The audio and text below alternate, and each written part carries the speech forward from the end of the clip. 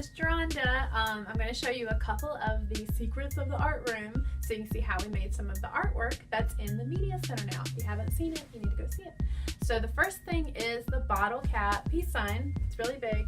It was actually off of an old tabletop. So we went dumpster diving and got an old tabletop, and we've been saving all these bottle caps. They're all sorted by color thanks to the students, and it took a couple trial and errors to get a really good glue. I think we finally settled with a liquid nails. Our version of Vincent van Gogh's Starry Night, and you can find it in any art history book. This is the original by Vincent van Gogh. Yeah, he's the artist that cut his ear off. That's the one.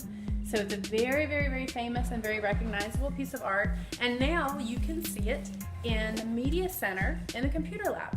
So I had several students working on that piece. We worked on it for a long time. And finally, it's out of the art room and up on the walls in the media center. All right, the next mural that we have, Antonio's the one that's working on it, is this masterpiece. And this is also another version of Starry Night. This one's the Lake Worth version, and you can tell Antonio's working on it now. He's making it customized to fit our community and our school. We've got some graffiti lettering, we've got a quick stop, we've got the basketball courts, and just all his fun colors and graffiti style that he does. So this piece hopefully will be finished in the next week or so, and then really, really appreciate the construction class, Mr. Geltman. They're the ones that have been installing all of our pieces of artwork in the media center. So hopefully you'll see a lot more pieces this year, starting with this one. The last mural, I should say, is our 10 portrait mural. Those portraits on there are actually selfies printed on metal, okay? We actually did this a couple years ago, but it's taken a while to get the whole thing shellacked and onto the board.